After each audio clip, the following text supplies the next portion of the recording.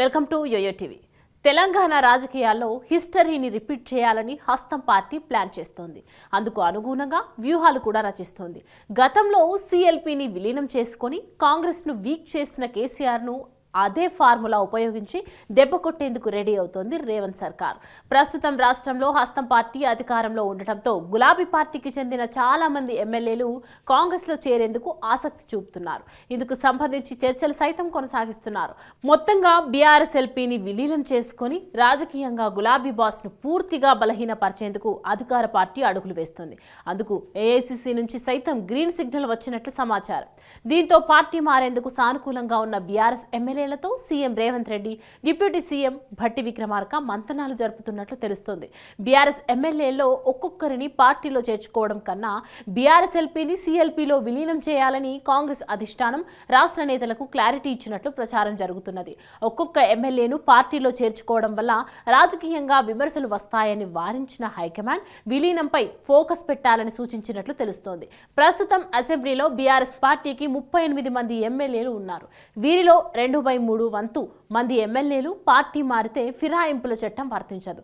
Party మారేందుకు తాము సిద్ధంగా ఉన్నామని వారంతా స్పీకర్కు లేఖ ఇస్తే ఆ గ్రూపును అసలైన బీఆర్ఎస్ ఎల్పీగా గుర్తించి కాంగ్రెస్లో విలీనం చేసే అధికారం సభాపతికి ఉంటుంది. ఎల్పీ విలీనానికి అవసరమైన 26 కన్నా ఎక్కువ మంది ఎమ్మెల్యేలు బీఆర్ఎస్ నుంచి కాంగ్రెస్లో చేరేందుకు రెడీగా ఉన్నట్లు ప్రచారం జరుగుతుంది. 2014-2018 అసెంబ్లీ ఎన్నికల్లో విజయం సాధించిన బీఆర్ఎస్ ప్రతిపక్ష పార్టీల ఎమ్మెల్యేలను తన వైపు తిప్పుకుంది. 2014లో విజయం సాధించిన తర్వాత టీడీపీకి చెందిన 12 మందిని, కాంగ్రెస్కు చెందిన 5గురిని, వైసీపీకి చెందిన 3గురిని, బీఎస్పీకి చెందిన 2ని, సిపిఐ తరపున గెలిచిన 1 ఎమ్మెల్యేలను బీఆర్ఎస్లో చేర్చుకుంది. 2018 అసెంబ్లీ ఎన్నికల్లోనూ కాంగ్రెస్ తరపున విజయం సాధించిన 19 మంది ఎమ్మెల్యేల్లో 12 మందిని కేసీఆర్ తన పార్టీలో చేర్చుకున్నారు. వారితో పాటు టీడీపీ నుంచి 2ని, మరో 2 ఇండిపెండెంట్ ఎమ్మెల్యేలను జాయిన్ చేసుకున్నారు. 19 మంది ఎమ్మెల్యేల్లో 12 మందిని బీఆర్ఎస్లో చేరగానే కాంగ్రెస్కు ప్రధాన ప్రతిపక్ష హోదా పోయింది. ఇప్పుడు బీఆర్ఎస్ను సైతం అదే తీరుగా దెబ్బకొట్టాలనే కాంగ్రెస్ వ్యూహరచన చేస్తోంది. రాష్ట్రంలో మే 13న లోక్సభ ఎన్నికల పోలింగ్ జరగనుంది. అంతలోపే బీఆర్ఎస్ ఎల్పీ విలీనం ప్రక్రియ పూర్తి చేయాలని కాంగ్రెస్ భావిస్తున్నట్లు తెలిసింది.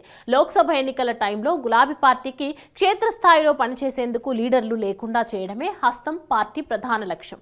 అందులో భాగంగా ఇప్పటికే గ్రేటర్ హైదరాబాద్ పరిధిలోని ఖైరతాబాద్ ఎమ్మెల్యే దానం నాగేందర్ బీఆర్ఎస్ కు గుడ్ బై చెప్పి కాంగ్రెస్ తీర్థం పుచ్చుకున్నారు. ప్రస్తుతం జీహెచ్ఎంసీ పరిధిలో గులాబీ పార్టీకి 15 మంది ఎమ్మెల్యేలు ఉన్నారు.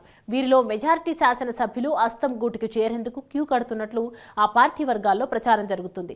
కాంగ్రెస్ లో చేరేందుకు సుమారు 30 మంది బీఆర్ఎస్ ఎమ్మెల్యేలు రెడీగా ఉన్నట్లు హస్తం పార్టీ లీడర్లు ప్రచారం చేస్తున్నారు.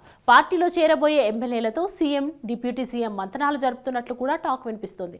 ముందుగా గ్రేటర్ హైదరాబాద్ ఎమ్మెల్యేలను చేర్చుకొని ఆ తర్వాత మెదక్, కరీంనగర్ జిల్లాలకు చెందిన ఎమ్మెల్యేలను చేర్చుకోవాలని ప్లాన్ చేస్తున్నట్లు సమాచారం. దశల వారీగా ఎమ్మెల్యేలను పార్టీలో చేర్చుకున్న తర్వాత లోక్సభ ఎన్నికలలోపు సిఎల్పీ విలీనం పూర్తి చేయాలని హస్తం పార్టీ టార్గెట్ పెట్టుకున్నట్లు తెలుస్తోంది. మరి ఈ వ్యూహాలని ఎంతవరకు సక్సెస్ అవుతాయనేది తెలియాలంటే కొద్ది రోజులు వెయిట్ చేయాల్సిందే.